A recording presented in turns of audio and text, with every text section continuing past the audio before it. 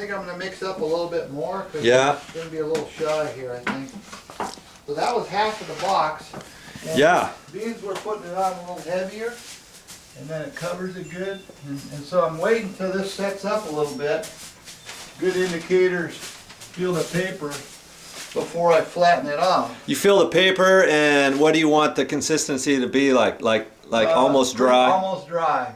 Like on the bigger areas here, Yeah. it's still pretty wet, and we don't want to erase what we sprayed on. We don't want it to be erased. We Right. just want to flatten off the tops of the surface. Because this is called a spray texture knockdown, and knockdown means you're going to wipe that down, but you're not going to do it just yet. You're going to wait for it to... We're going to wait on it, and then we're going to use the big blade on it.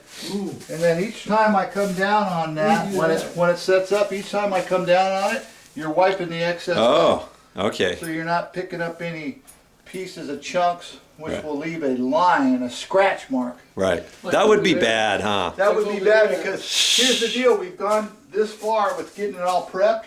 We've gone this far in getting the walls perfect. So we don't want to have something come out in the final pass. Right. We want it to be uniform and perfect. So even though it's called imperfect, like a spray texture, it's not perfect because some are bigger than others, but we have to wait till it... Now this one you decided to go just a hair heavier than normal of what you do because there's a skip trowel finish on the rest of the house. Yeah, so we're trying to get a little more definition of texture. So that's why he's making it just slightly heavy, and as you noticed, he kind of put it on and then he went back and looked at it a little bit and sprayed a little bit here and there, and that's why it's good to have plenty of light in your room when you start spraying that. You have to see, you have to have a good visual. Or else you're not going to see everything. You're going to think, oh, that's good enough. You get all done and you think, oh man, I should have hit here and here and here. It would have been so easy. Yeah. And then too, with a texture like this, you could even, if you see this light here and there, after you get it troweled down, you could hit a few spots again. But it's best to do it all when you're going at it. Right. So your final knockdown is done deal, and then you're ready to have the wall sealed. Dude, you're almost going to use that whole box. Yeah. You could almost pour that whole thing in. That's because it's a little bit heavy spray texture. Not heavy, but medium spray texture. Yeah, had you have gone with the fogging or a little bit thinner, you would have only used about half that box. Yeah, indeed. And too, with old walls and like if you were going over new sheetrock, you wouldn't have to put it on this heavy. But being that it was old walls, here and there, maybe a little imperfection, you want it completely covered, and then it gives the appearance of a new, totally new wall. Right. If there was anything questionable, it's hidden because you're textured out, and it gives a nice seal coat. When we're getting ready to paint, it's a nice finish. So we're going to mix this up a little bit more here. Takes the place of the nice wallpaper. Yeah, wallpaper is going out, but some people like wallpaper.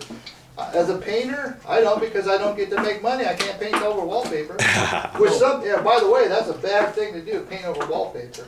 Yeah, some people want to do that, but if it's paper wallpaper, wouldn't that make it bubble sometimes? Absolutely. Or lift up the seams? Yes, you never know how good the people have put it on, what kind of glue, how old it is. So it's invariable what will happen. So it's hard to guarantee your work. Very much so. You told this job coming up in Roseville, you might want to look at. Yeah, we'll check it out. I get a little more water. We get a little more water here. Well, the guy, he's got one wall in his kitchen, kind of with cabinets, and then kind of like this bay window area, except it's not a bay, it's just a window and stuff. And he's trying to talk me into using that spray texture out of a can for the whole thing, and I'm like, I don't know, I don't think I want to do that. No, for small little patches, yes, but not big area. Because the spray texture thing, man, you need a lot of cans, and then it seems to dissipate more so. You know how it kind of foams up, and it's kind of funky. It almost looks like it's running. I mean, they did some improvements with it, the Home X texture. They did some improvements, but really small little jobs. But for the bigger jobs, you don't get nice spray even bits, especially after half a can. You gotta shake it up more, and it kind of comes out kind of funky. It's just That's good for small little door patches, yeah. behind the door patches, or you know, yeah, like a 2-inch light switch box cover. Yeah, exactly. So we're looking pretty good again with this.